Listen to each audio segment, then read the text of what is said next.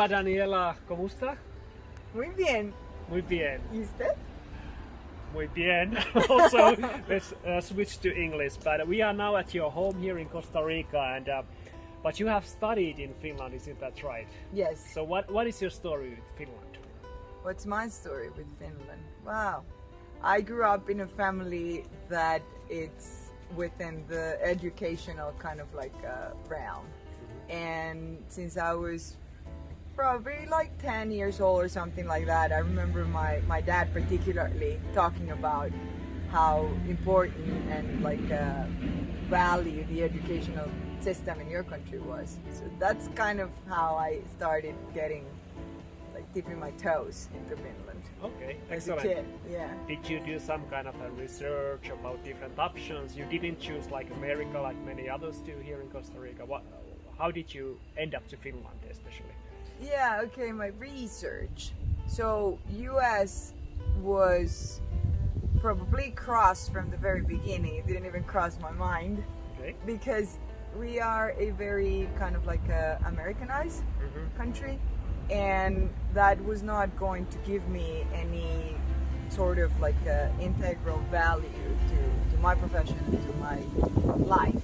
You know, like I grew up in an environment that it's so acquainted with USA. Yeah. And you know, like some of our teachers were from US, and this is packed with tourists that are from there. Yeah. So there wasn't any kind of like nuance in that regard. So for sure it was going to be somewhere in Europe. That's interesting. And well, if you describe how it was to study in Finland, how was the university, LUT, Lappeenranta University of Technology, and the student life over there? Yes, I think that I would like kind of like break it down into how it was country-wise and how it was like study-wise. Yes, please. Country-wise, it was both a shock and a comforting experience. Why it was a shock? Because obviously it's a complete different culture from my culture, from Latin America, right? But in so many ways, since I was a little kid, I always felt so kind of like a misfit, like a bit of a weird person sort of thing. Yeah. And then while being in your country, even though certain things, as I just said, were like a cultural shock, in others I just felt homey. Yeah. I don't mean to be disrespectful. I'm not saying that Finnish people are super weird, but I felt that in here being weird is kind of okay. It's kind of like normal. Sort of you need thing. to be different in order to be special. Yes.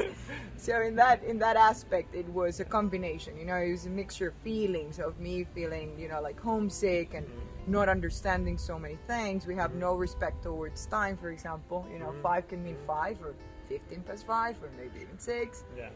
But in other things, it felt sort of home. And educationally speaking, LUT particularly was very welcoming because it is very horizontal or flat. You have accessibility to the professors, you have accessibility to assistants, you have accessibility, period. There is no hierarchical kind of like structure where you feel that you are down below, and then it complicates your like learning journey in a way. And in that aspect, it was very like nice. And about Lappeenranta as a town or village, like my friends would say, it is amazing, I think, because it's packed with forest, and as you can see, that's what for me means home. And both during the extreme kind of like winter times and during summer and during autumn and fall, the nature makes you feel like you are in some sort of trip or vacation in both ways. And then the university is right in front of a lake. Yeah, and that's right. and you know, like you get out, and if it's summer, it's all about studying, sure, and then besides that, grilling and you know, like sharing so many experiences with people from all over the world, literally. And one could think that because it's not the capital city, then it's not going to be such an international experience.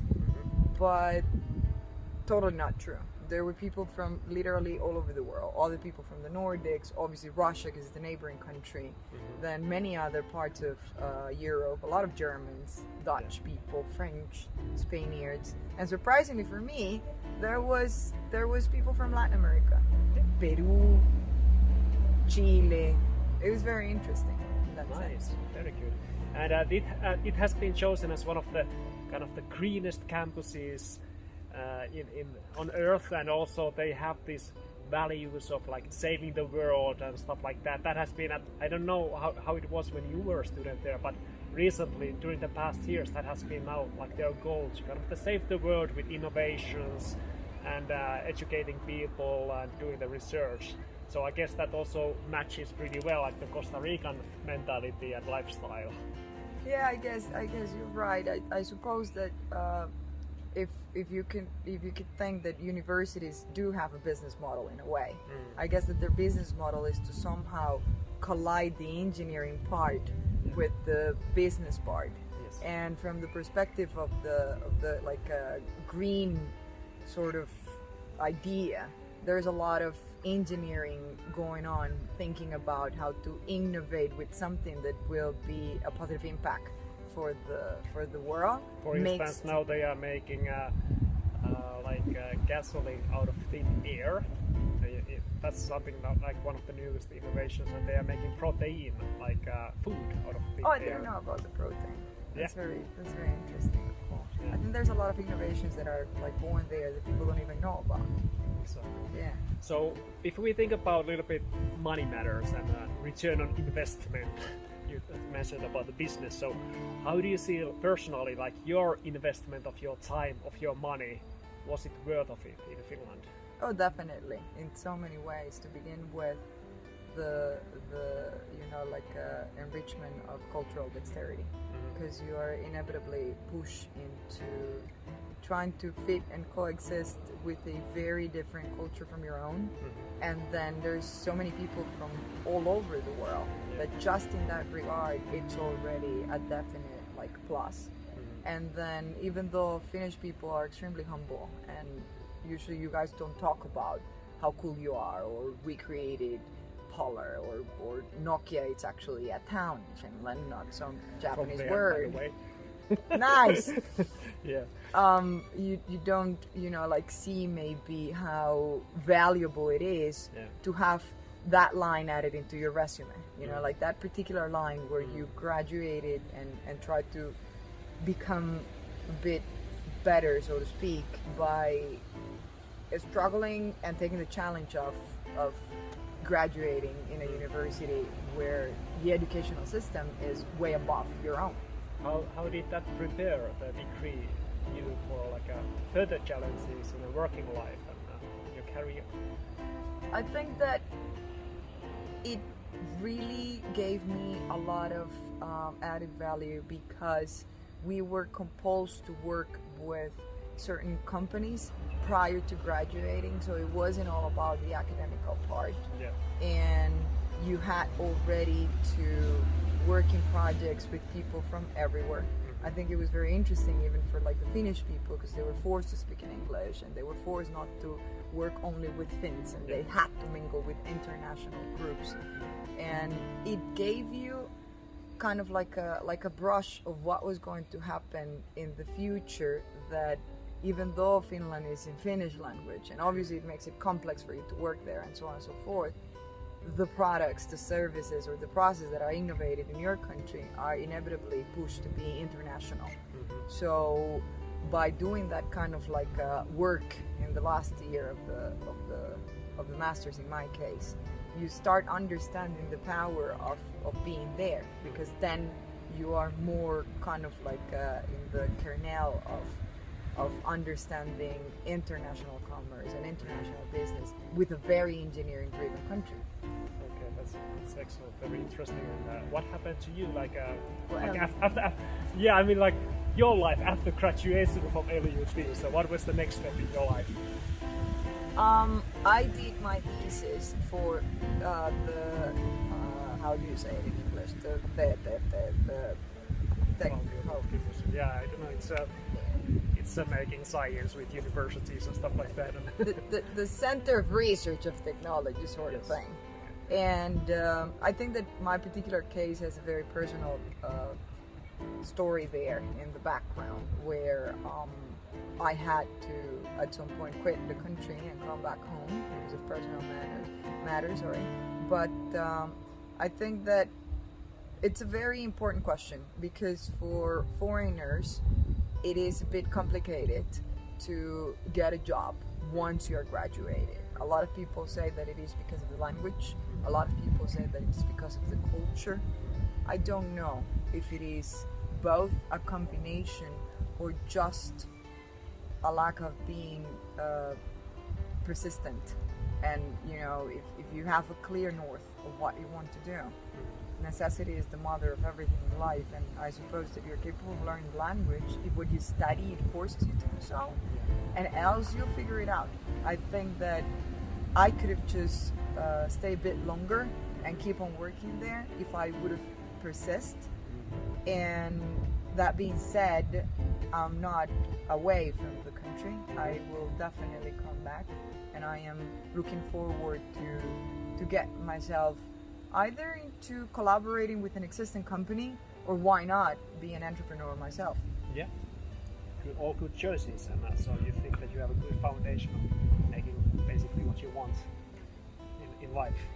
I think we all do. It's just a matter, I insist, of being stubborn and, you know, like persist. You fall down, okay, try it again. Yeah, that's what we do in Finland as well. So, but besides all these like professional life benefits, and what did Finland give you like on a personal level? Wow, a lot of things. I think that I completely reinvented who I am because of living in Finland. It makes you go on a state of catharsis where you need to rethink who you are and what's wrong in your country without taking it personal. And Latin trade is that we tend to be a bit too emotional and we take things too personal. And because of being there, I came back and I struggled with it. I still do, but understood that, yeah, we have areas of improvement. We have a lot of things to work on. And it is not that I don't love the country. It is not that I myself like suck in life or my family. It's just that we do have areas of improvement and something needs to be done.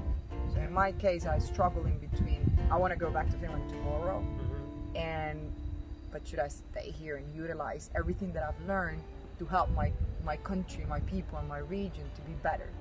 At the end of the day, maybe you can end up having some sort of like a program where you do both, and where you do some like synergy, where you are collaborating for both ends. Yeah, and I guess it's you don't need to know what is happening exactly after 5 years and so on. Let's keep that as a history. Life is more interesting, but yeah, you are more than welcome to return back to Finland. We need people like you, and also other international people and from Latin American countries as well. So what would you like to tell for anybody who is considering should they come to study in Finland? Definitely, particularly if you are looking forward to push yourself to the limits, to try to understand who you truly are and appreciate your roots more, and also come back and make them better. That's the place to be, definitely. There is a word that they use that is called sisu, and I'm not going to say what it is. Just go there and figure it out. Excellent. Muchas gracias, Daniela. It was a pleasure to hear, and now we need to head to dinner, I guess. Yes. Thank you. Everybody, welcome to Finland.